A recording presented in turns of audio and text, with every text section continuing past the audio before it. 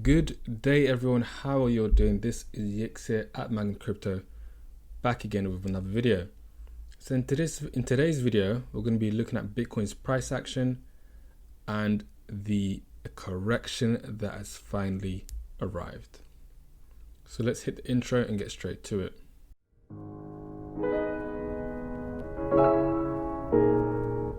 If you haven't already done so, please subscribe to the channel and like this video. Smash that like button. I would very much appreciate that. And also, if you want to learn cryptocurrency, the fundamentals and some technical analysis, then I've got a course completely free. Link for that is in the description. Also, if you want to join the private Telegram group that I run, where I post regular TA, link for that is in the description. With that out of the way, let's get straight into the market action. And I also want to mention dollar cost averaging in a moment, because it's very important as to what's happening in the market and how to benefit from it. So obviously, after a long time, we finally are getting this correction. Since that crazy rally from back in, I think it was October, basically September, October, when we closed above 12,000, which was a very important resistance level, we have been up, going up and up and up. Small breaks in between, but nothing major. And it hasn't quite reached major correction level, but it's definitely getting to it. From the top, how much have we corrected? 25%, which is, kind of what we've expected, if not less than what we expected so far. Obviously, this is only day 2 or 3 of the correction. But we're expecting maximum about 40%, maybe 45%. But this correction, even if it stops here, 25%, hopefully a bit more, has been needed. And the analogy I'm going to use as to why this is very important, especially for Bitcoin's price and the rest of the market to go further, is the analogy of a marathon race. Now, if you're running a marathon or a long distance event, you can't just sprint the whole way. It's not going to last. You're going to run out of steam and eventually collapse on the side of the road. But in marathons, you have to pace it, take breaks, sometimes go on the offense or go fast and then slow down. It cannot be sprint the whole way through. You'll not last very long. And that's the same with Bitcoin and the market. It can't just go up and up and up and up without a break. If it kept going up, maybe 60,000, then that would have been it. It would have stopped. It would have been too high, euphoric level, and that would have been the end. But if we can continue this correction to about 40%, maybe, perhaps, then this will be very good. It basically will allow other people that have been sitting on the sidelines, spectators that thought that Bitcoin has run away, this investment is gone, I can no longer get in. It will allow them to actually now finally jump in. All that spectator money that's been sitting on the side can now get involved. So the whole market is in correction.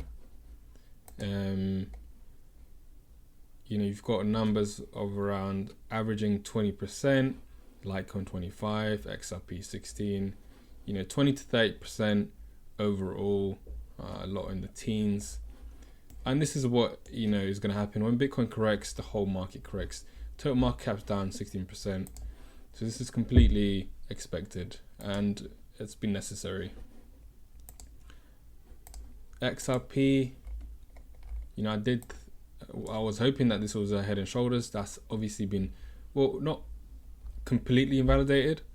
If it managed to hold 27 cents, which I doubt it now with Bitcoin going further and further, if it can hold this area, or at least this, and continue or rebound back up, then I think it can. This head and shoulders can still be in play. Ethereum obviously is crashing as well. We're gonna see major support around potentially 900, 925. This area support around 820, This is one of the main areas of support now that this is not held. So I'm expecting it not to go further than this level. If it does, that would be quite bad. At the moment it's corrected about 30%, so taking it down to 800 would be about 40%, which is about as much as we expect it to go. So, you know, the whole market is correcting. You know, we don't have to look at every single cryptocurrency to know that that's happening. But the method that I want to talk about is dollar cost averaging, which is what's important in the market right now. Because we don't know how far this correction is going to go. We don't know when it's going to stop and turn around, when it's going to keep continuing. So what you want to do in this market is to split your, let's say you have £1,000 or dollars to invest. Instead of putting that right here at say 32,000, which still would be good, instead of doing that, though, you would be able to, you would do maybe 250 right here. Let's draw a line.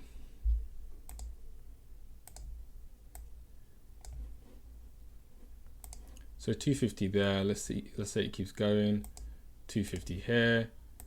You know, 250 there, and you know, hopefully it doesn't go lower than this, and 250 here. And what would happen is, you know, you add all those buys and divide it by 4, and you'd get an average of, you know, let's say here.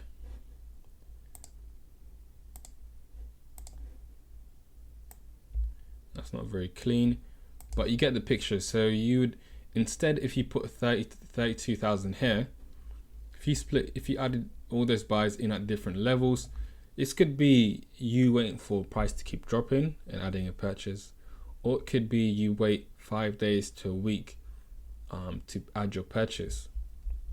So either way, you wait a period of time, or you wait to see price dropping further and further. And what happens is you would get the best average price. Now you wouldn't, if you're lucky, you get a little bit at the bottom, but it's not about getting the, you know, the absolute lowest price. Only the best of the best will do that with good probability. But for us normal people, for us normal human beings, we want to hope for just the best average price. So price may, you know, keep going down, but as long as you average on your buys, you'll get the best overall. Not the lowest, but not, you know, near the top either. That's what you wanna aim for, just to get the best average price. And don't worry about if it keeps going down. As long as you stick to the plan, that is what matters. Now, what do we expect? How long do we expect this correction to kind of keep going? These corrections during bull runs don't last too long, and I'll show you why. Normally in bull runs, the correction is a lot shorter than the actual rallies. So we look at the previous bull run as an example. I would say it probably started from around this area. You can see from this, let's say it started from this area. We had about 126, 133 days of rally. And how long was this correction, which was from the top? It was about 32%. This correction was only 2 weeks. Now you've had little pauses, but overall this keeps going up. So again, you have, let's say from this bottom to the top, 56 days, and you have 3 weeks of red, and then it carries on again all the way to the top, 84, 77, 84 days, and we have a bit of a longer correction, about a month. So probably like half of the rally is how long the correction is, but you can see it's a lot shorter, noticeably shorter than the actual rally. And again here, you know, about 7 weeks of, you know, upwards price action, 2-3 weeks of downwards price action, and it gets shorter, you know, the closer we get to the peak. So we're going to be expecting something similar during this bull run. So over here we had basically about 50 days of upwards action, and we have 2 pauses in between before carrying on of 4 weeks of price action. So we might get 2 weeks, we might get 3 weeks, but we probably won't get more than 4 weeks of correction. That's what it looks like looking at the previous bull run. Obviously this is not guaranteed, but that's how it looks like.